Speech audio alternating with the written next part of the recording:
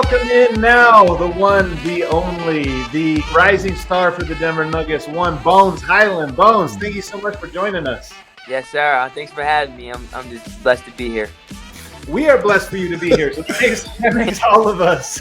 We're excited for it, man. Obviously, I mean, my first thing I have for you as I want to get into this list of questions is just Eric and I, we are immersed in Denver Nuggets fans. Yeah. We see everything they have to say, and we see that the city and the fan base just really loves you. And do you see and do you sort of feel that energy that they are sort of shining on you, or do you sometimes get insulated from it? Oh man, I feel that energy all the time. Even when I'm out on the floor, after I score a basket, they just be waiting for me to just get involved and react with them. That's for sure, a little irritating.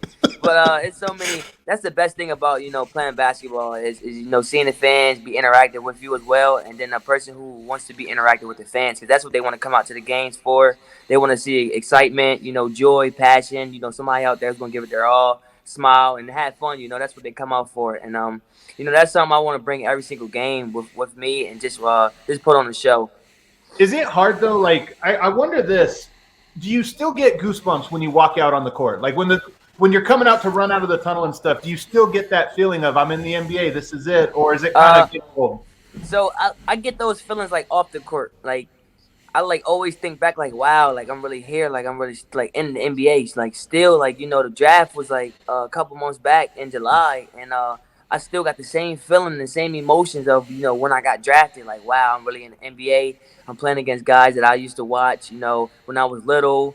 But, when I step on in between the lines, though, like, I always feel like I belong. Like, I know I belong. It's not, I look like I'm going, play down to somebody because I used to watch them. Nah, I belong out there, My game speaks for itself. And that's what I bring every single night. But after the game is done, then, I can show my appreciation to the ones who, set the foundation before me.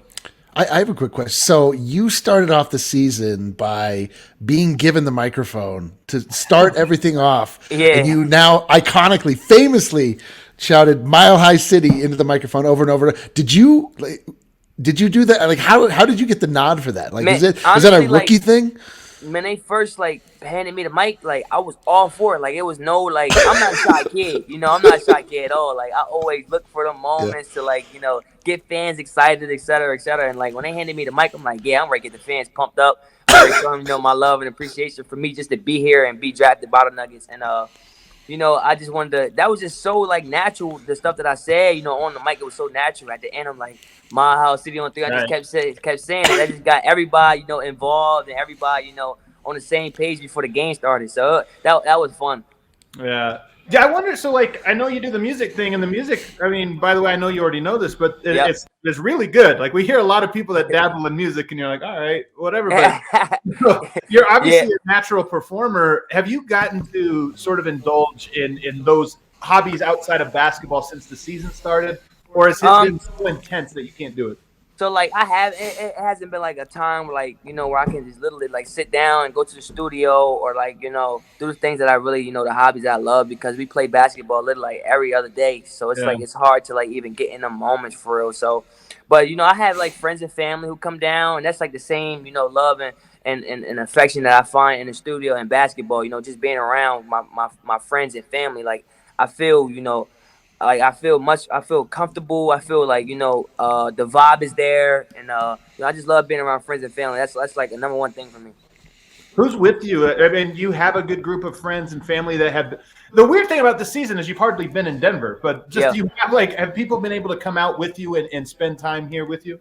I mean, yeah, like I said, friends come out here. They fly out to Denver and just enjoy games with me. They get a little an Airbnb or stay at a hotel, and they just come to the games, and I link with them after, and then it just go from there. It's just great vibes. We always plan ahead of time what we're gonna do, and but I'm really a relaxed guy. I like to just chill and just talk and just catch up with my friends and family. That's cool. So you earlier this year put out an absolutely fire T-shirt. I have to know all about it. So I'm the T-shirt guy here at DNVR. I need to know all about this T-shirt. Whose idea was it? Who actually drew it for you? Give me the story here. So with that T-shirt, it was more like I wanted to come out with something that was gonna pop and get the fans' attention, and something that fans will buy. And it just came about like in the beginning of the season. I'm like, my slogan always been "Let's get busy." But like I was like, let's do like a bone skeleton, put some braids on them, and then put the shirt on them, and put like the Denver Nuggets colors, and then put Busy Bones Hyland on there with the number 3, and just make it pop out so the fans be like, wow, that's hard. And then I'm just like, I think that's going to sell for sure. And as soon as I put it up, like the sales went crazy. I'm like, yo, people was loving this shirt. And I came up with a white one. And it's the stuff I'm about to drop next is crazy though. Really? Yeah, the shirt I'm about to drop next is nuts. It's crazy. I missed out. I got it. So everybody has to know you got to buy right away because I missed out on the black Busy. So yeah, that I don't even know the next time that coming out. That was a I have drop. one. Yeah, doesn't matter. Tell them that they're too late. Doesn't matter. We already got one, Adam. Sorry. Appreciate it, man. For sure. Appreciate it. Oh man. So I want to get into your game now. Just what aspect of your game do you feel has best translated to the NBA? Is there a part of it that you feel like didn't need any adjustment there? My scoring ability. I've always been able to score the ball at a high level.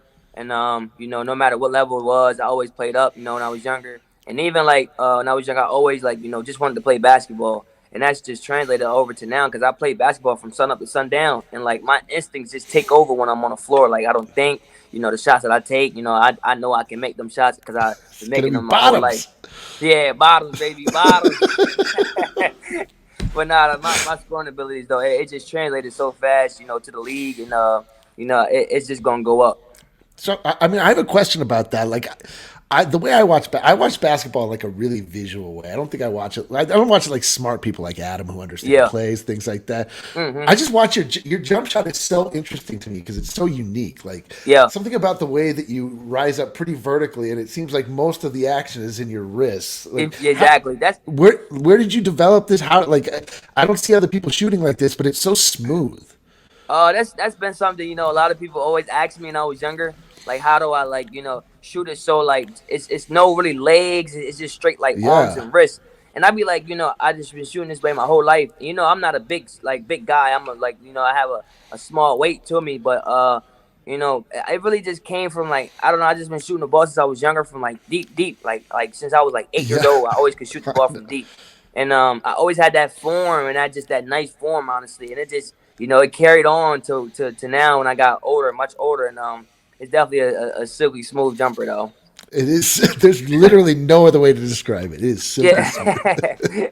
What is Delaware style basketball? I mean, you're putting Delaware on the map. I know you always say that. What is basketball like there?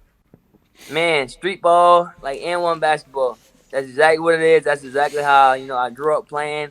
Out on the park. We just checking up and just getting busy. That's how it was. When I grew up, it's no rules. We just out there having fun playing basketball. It's no rules for when we play basketball in Delaware. You check up the ball, you keep score, and whoever come out with the score at the end win. That's how we play.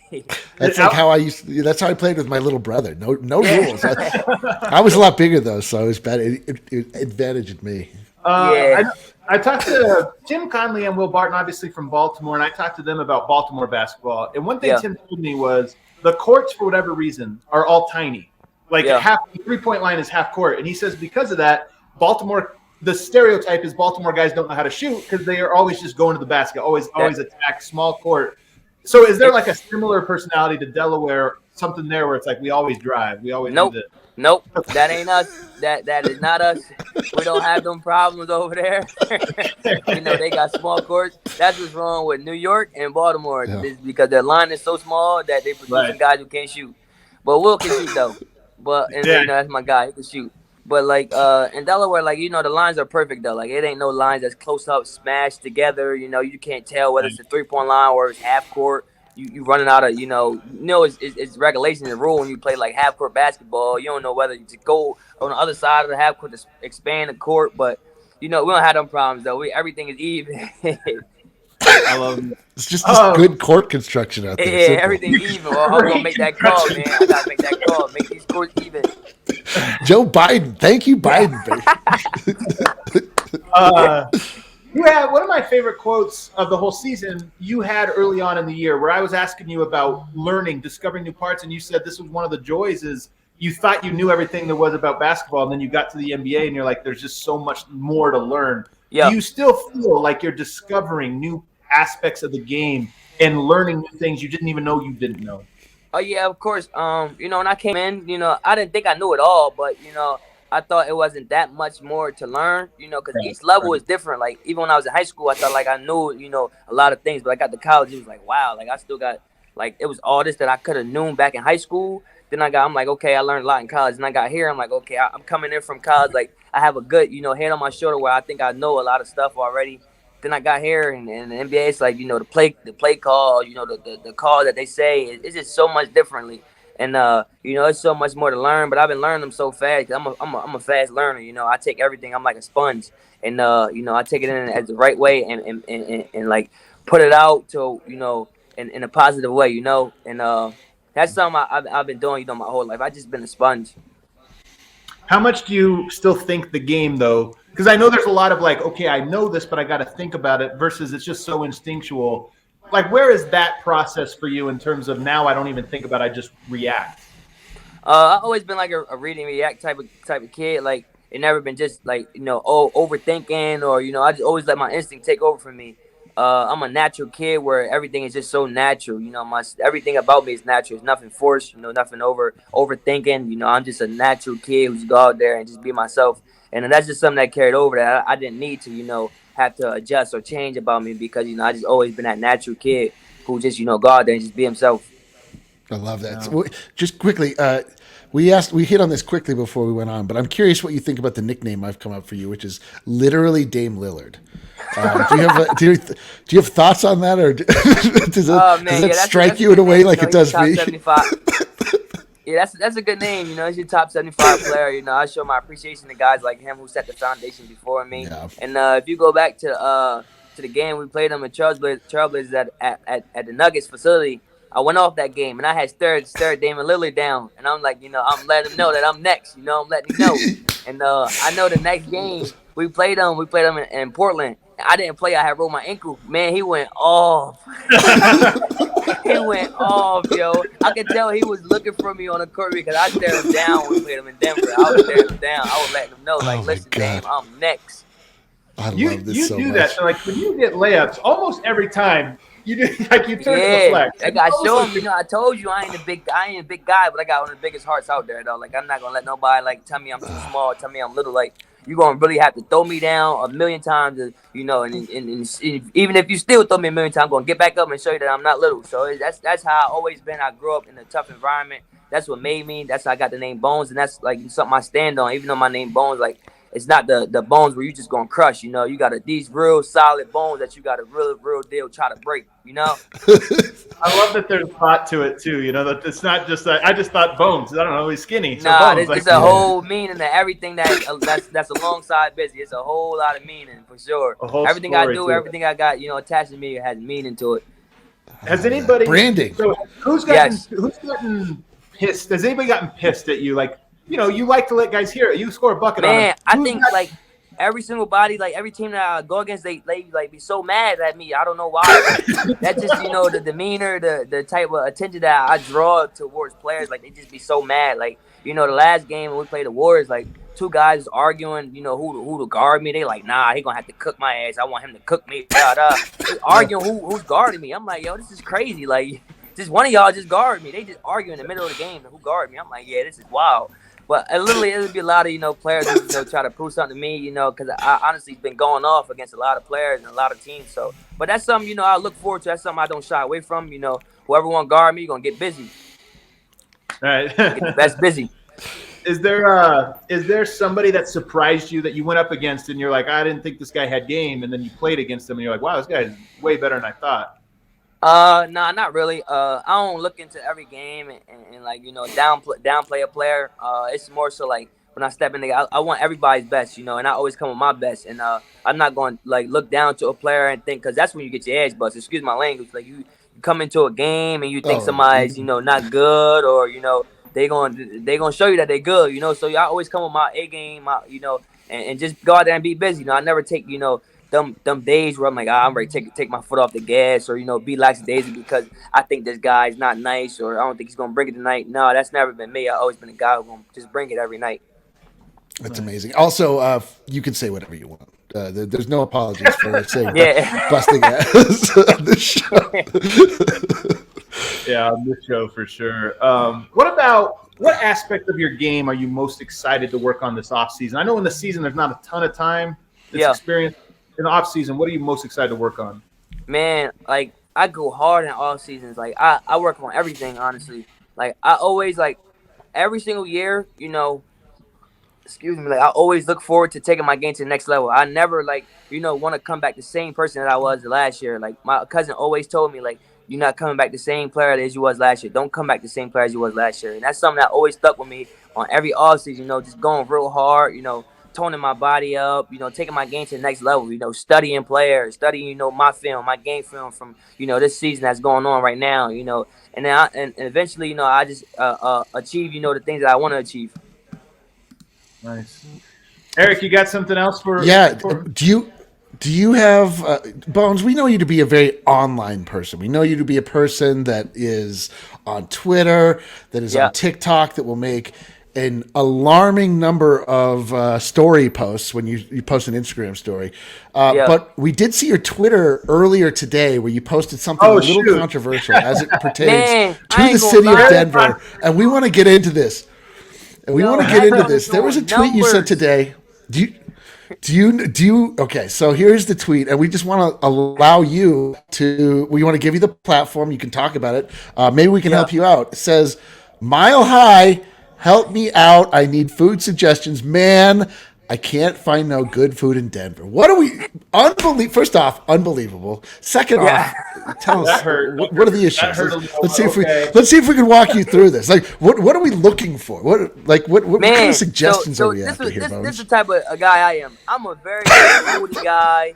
I like soul food. I like barbecue food. I like, sushi. I like to eat, even though I'm a small guy, I have a fast metabolism. So, all that food is just, when I eat it, it just runs through me. I have fast metabolism. So, I love to eat. So, I get here in Denver, I'm trying to find spots, but it's so hard. I know it's, spots where I just didn't go to that I don't know the name of, but it's not popping up on Google Maps. I ain't saying that there's no good food in Denver. I'm saying, when I look on maps and Google Maps, the option that they're giving me, that's not what I want to see. I want to see, the 4.5 stars, the 5-star, that's going to catch my eye. Because listen, I'm all about the details. The food got to look good. It can't just be plain and basic, because that's going to make me go to another store. I just wasted money on this food. My needs need to be satisfied. Seriously. Eric, I got a show idea. Maybe we could pitch. It's Bones food reviews around Denver. We just send him to different restaurants that he reviews all the Holy food. Smokes. Man, and then we first off. That's something I really up for. Because I honestly just be in the crib, just chilling sometimes. Sometimes I be wanting to get out, and just explore. We know. We see you online. We know you're you're at home at the crib. I just be chilling. That's why I'm trying to get out and explore some food spots. See what's to offer in Denver and more, because I love Denver. It's a very relaxing and arm welcoming city. I love Denver. Yeah, we love you too, Bones. We love you too. Yes, sir. My guys, man. Well, Bones, this was fantastic. We really appreciate you taking time. I'm gonna have to call your agent now. Put together Bones' food reviews. We got it down at the man. That'd be dope. I'm telling you, that'd be dope. That'd be dope for sure. Maybe we'll call cleaning bones with Bones. We'll work on it. We'll work on it. We're gonna work on it. We'll work on it. Good luck in the back half of the season, Bones. Thank you so much, and hopefully we have you on again, or at least see you around a little bit. Maybe down at the DNVR bar this summer or something once the season winds down. I thought I thought I was going, coming down to do it with you guys wherever y'all do it. That's what he told me. But it's always great to talk to you guys. I see this podcast and this show all the time, on Twitter, up and down Twitter. So I was looking forward to this for sure. Our guy, Bones. Let's go. Wow, city baby. Oh, let's go.